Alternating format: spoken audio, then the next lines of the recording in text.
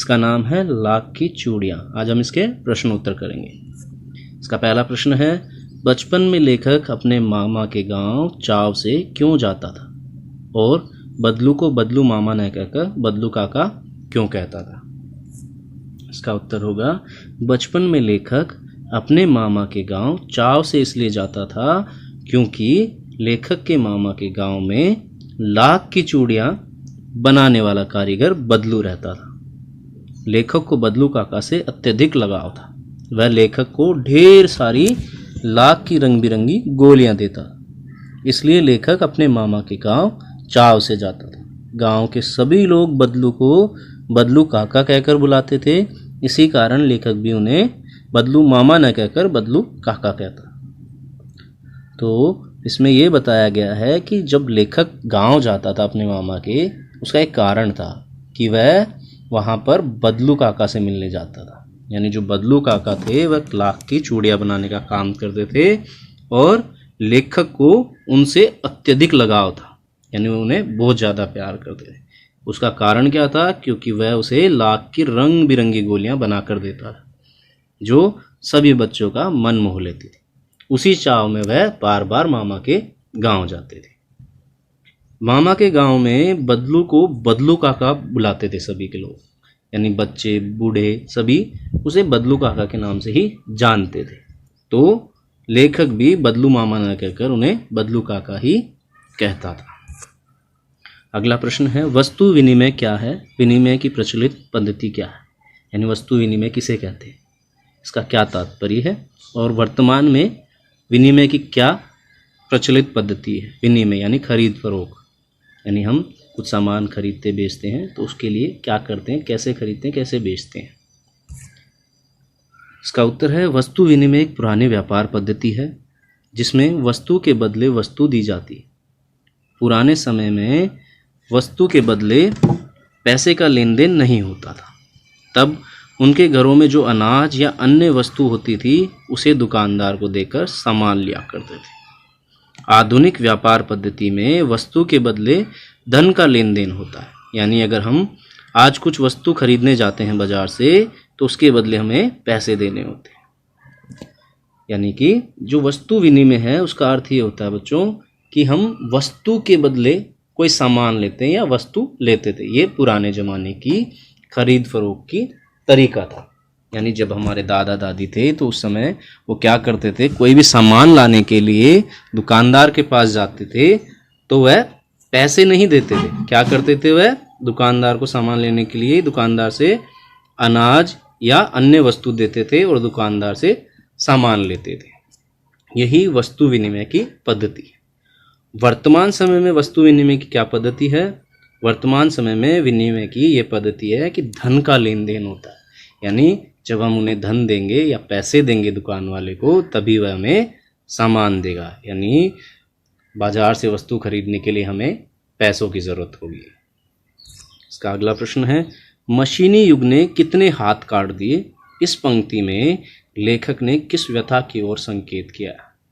यानी जो मशीनी युग आया उसकी वजह से कई लोग बेरोजगार हो गए, तो वह किस ओर संकेत करना चाहते हैं इस चीज़ से?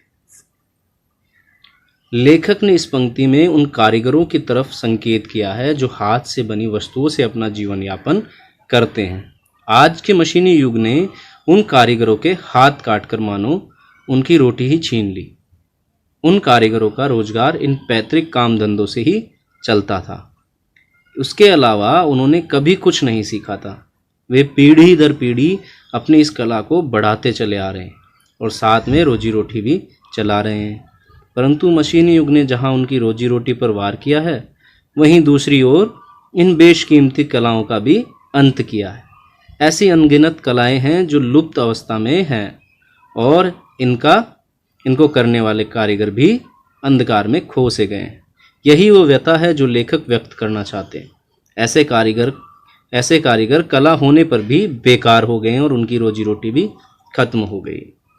यानी जो लेखक है वह मशीनी युग पे कटाक्ष कर रहा है, वह मशीनी युग पे व्यंग्य कर रहा है। वह मशीनी युग के बारे में कह रहा है कि जो मशीनी युग आया है उसकी वजह से जो हाथ से काम करने वाले लोग थे, हाथ से बनी वस्तुओं से अपना जीवन यापन करने वाले लोग थे, वो क्या हो गए हैं, बेरोजगार हो गए हैं। मशीनी युग ने उनके हाथ काट कर उनकी रोजी रोटी छीन ली।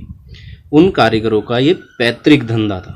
पैतृक धंधा होता है बच्चों जो पीढ़ी दर पीढ़ी चलता हुआ है, यानी दादा से पापा के पास, पापा से बच्चे के पास, बच्चे से और नीचे, यानी पैतृक धंधा जो हमारे पूर्वज करते आए वही काम हम कर रहे हैं। ऐसे ही बदलू काम करता था, जो लाख की चूड़ियाँ बनाने उनके दादा परदादा ये सभी वही काम करते थे और फिर वो काम बदलू ने शुरू करा। तो जो पैतृक धंधा था वो करने वाले कारीगर भी लुप्त होते जा रहे हैं, उनके पास खाने पीने को कुछ नहीं है। तो जो लोग पीढ़ी दर पीढ़ी अपनी इस कला को बढ़ाते चले आ रहे हैं और साथ में रोजी रोटी भी कमा रहे हैं, वो क्या हो गए हैं, विलुप्त होने की कगार पे आ गए हैं। क्यों? क्योंकि मशीनी युग ने उनकी रोजी रोटी पर वार किया है और इन बेशकीमती कलाओं का भी अंत कर दिया है। तो ऐसी कलाएं लुप्त होने की अवस्था में और ये कारीगर अंधकार में खो गए हैं। यही व्यथा है जो लेखक इस लेख के जरिए बताना चाहता है। अब अगला प्रश्न करेंगे, बदलू के मन में ऐसी कौन सी व्यथा थी जो लेखक से छुपी न रह सकी? इसका उत्तर होगा, बदलू लाख की चूड़ियाँ बेचा करता था, परंतु जैसे जैसे कांच की चूड़ियों का प्रचलन बढ़ता गया उसका व्यवसाय ठप पड़ने लगा। अपने व्यवसाय की यह दुर्दशा बदलू को मन ही मन कचोटती थी। बदलू के मन में इस बात की व्यथा थी कि मशीनी युग के प्रभाव स्वरूप उस जैसे अनेक कारीगरों को बेरोजगारी और उपेक्षा का शिकार होना पड़ा है। अब लोग कारीगरी की कदर न करके दिखावटी चमक पर अधिक ध्यान देते हैं।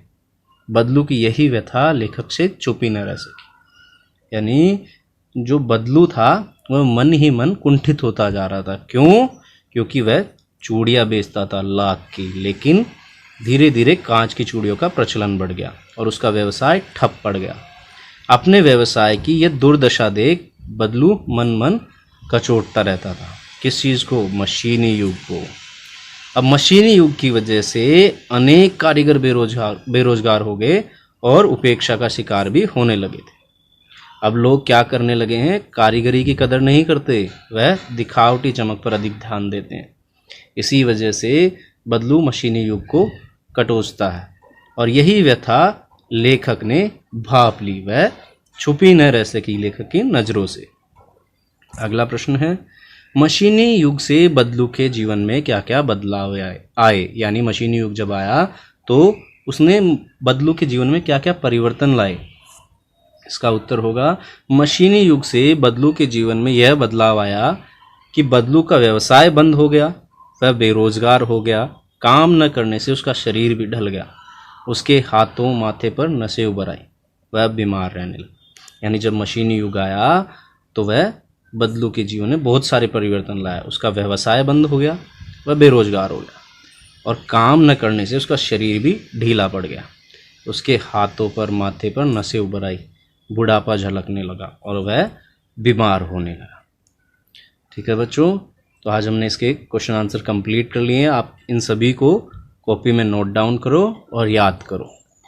थैंक यू बच्चों।